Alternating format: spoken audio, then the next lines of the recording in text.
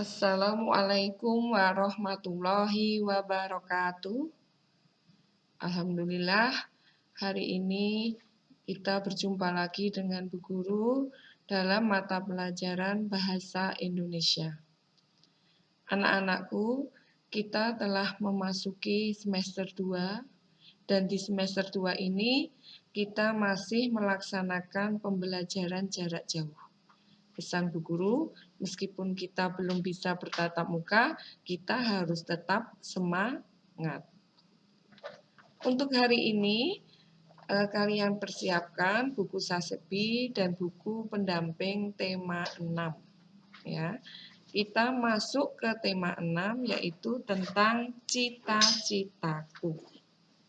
Apa yang dibahas di tema 6? Nah, kita akan membahas yaitu menggali isi dan amanat puisi yang disajikan secara lisan dan tulis dengan tujuan untuk kesenangan.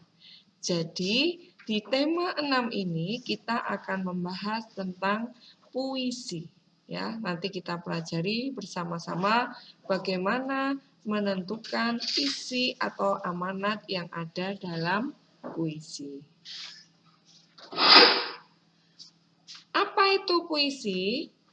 Puisi adalah karya sastra yang diungkapkan dengan kata-kata yang indah.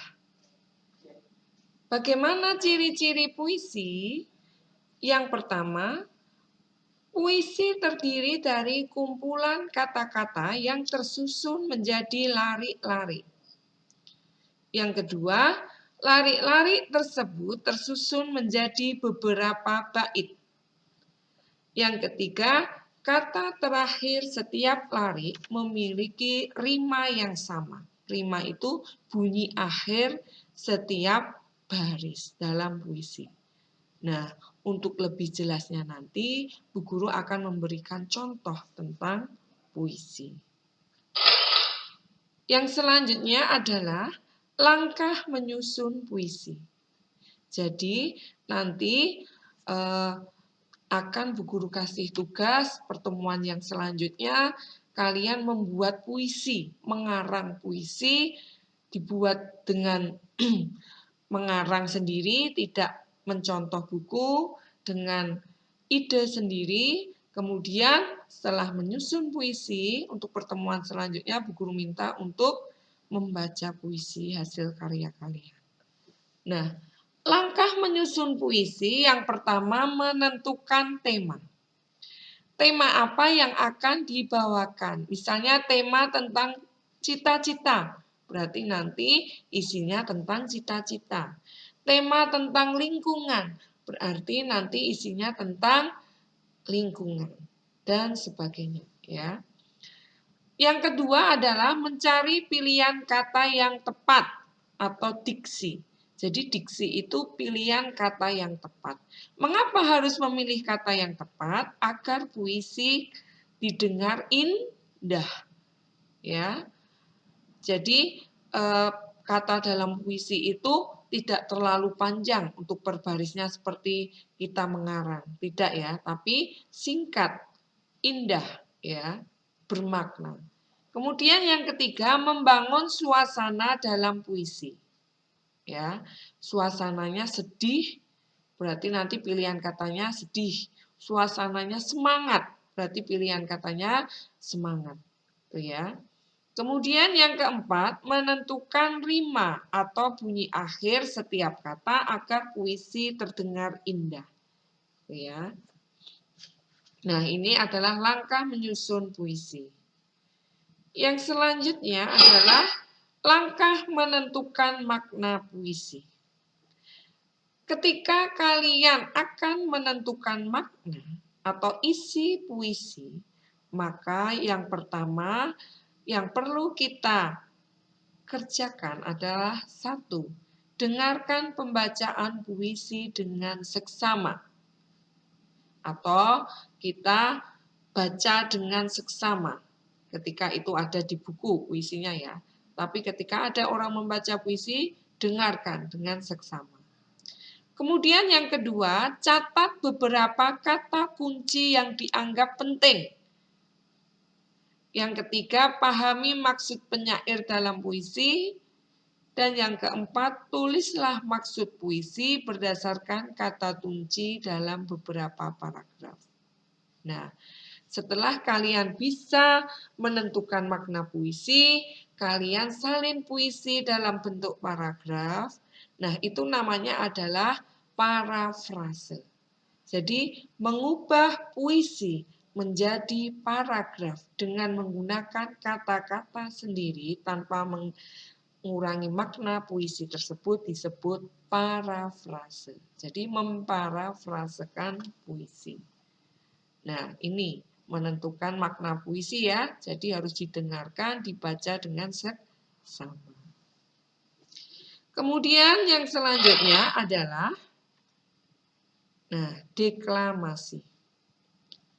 Apa itu deklamasi? Deklamasi adalah membaca puisi dengan lagu disertai gerak tubuh dan mimik wajah.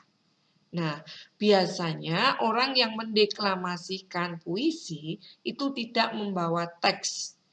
Jadi harus hafal terlebih dahulu puisinya, kemudian mendeklamasikan tanpa membawa teks, setelah itu disertai diiringi lagu dan gerak tubuh serta mimik wajah atau ekspresi yang sesuai dengan isi puisi. Nah, apa saja hal-hal yang harus diperhatikan saat mendeklamasikan puisi? Yang pertama adalah pelafalan. Apa itu pelafalan? Pengucapan yang jelas. Huruf vokalnya jelas. A, I, U, E, O-nya jelas. Kata yang diucapkan jelas. Tidak boleh diseret ya. Tidak boleh terlalu cepat. Jadi dihayati. Kemudian intonasi. Apa itu intonasi? Tinggi rendah nada yang tepat. Jadi ketika kita membaca puisi, itu tidak seperti kita membaca cerita buku. Tidak ya, kalau buku kan kita baca tidak ada intonasi, nadanya datar. Tapi kalau puisi itu ada intonasi, ada nada tinggi, ada nada rendah, supaya puisinya terlihat bagus ya ketika didengarkan. Kemudian pemenggalan kalimat atau jeda yang tepat. Ya, pemenggalan kalimat atau jeda yang tepat. Jadi tidak boleh terlalu cepat, ada jeda-jedanya ketika kita membaca puisi. Kemudian yang selanjutnya adalah tanda jeda. Nah, tanda jeda ini garis miring 1, artinya berhenti sebentar untuk bernafas. Biasanya di tengah lari. Kemudian garis miring 2, artinya berhenti agak lama. Biasanya koma di akhir lari yang masih berhubungan dengan baris berikutnya. Kemudian yang ketiga artinya berhenti lama sekali. Biasanya pada akhir puisi. Jadi ini di tengah, ini di akhir baris, ya, ini di akhir puisi. Itu ya. Untuk tanda jeda akan kita pelajari untuk pertemuan selanjutnya akan lebih jelasnya ya. Kemudian yang selanjutnya, nah ini Bu Guru akan memberikan contoh puisi ya dengan tema cita-cita. Anak-anak dengarkan baik-baik nanti supaya kalian bisa memahami perbedaan membaca cerita dengan puisi itu apa. Jadi ada intonasi, lafal, penjedaan ya.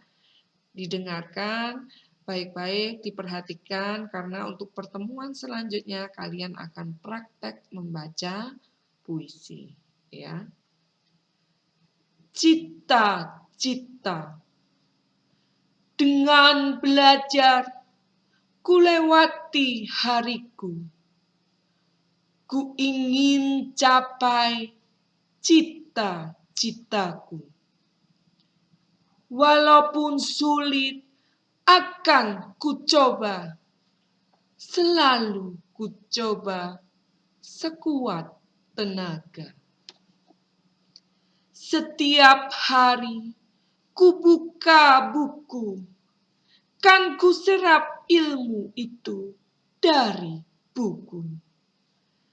Tanpa sadar ku dapat semangat baru untuk meraih cita-citaku. Nah, itu adalah salah satu contoh membaca puisi. Jadi ada tinggi rendahnya, ada penjedaannya. Ya, seperti itu. Nah, nanti bisa kalian praktekkan di rumah. Nah, kita akan bahas puisi tentang cita-cita ini ada berapa baris, ada berapa bait, isinya apa, rimanya apa, akan kita bahas.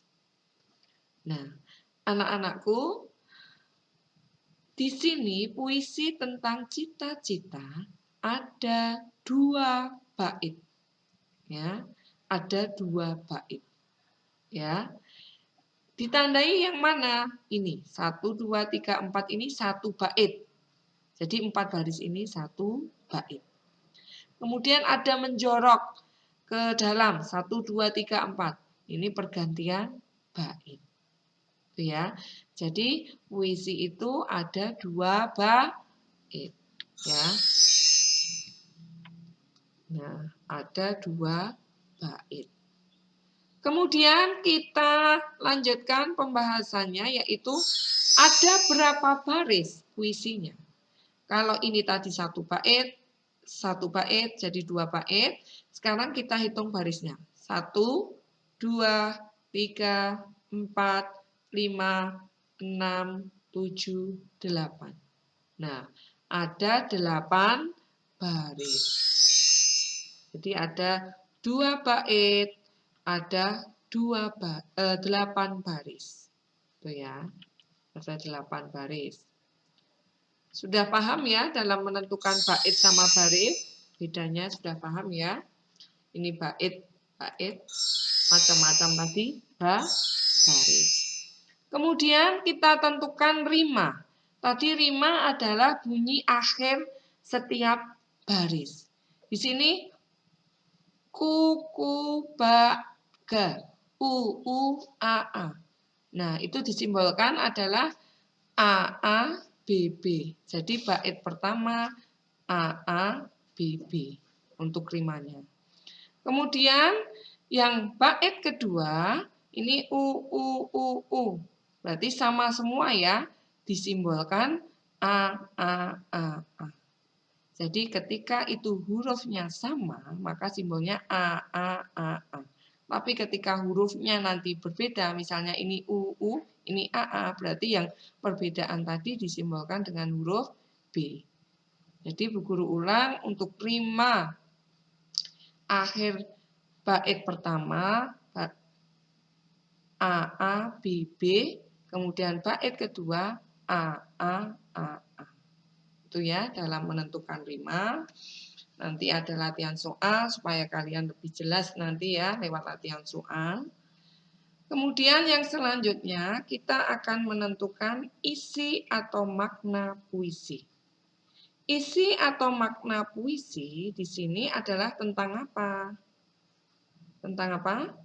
Di sini setiap hari membaca buku, mendapat semangat baru untuk meraih cita-cita. Berarti intinya isi puisinya adalah semangat untuk meraih cita-cita. Ya, jadi pantang menyerah, semangat untuk meraih cita-cita.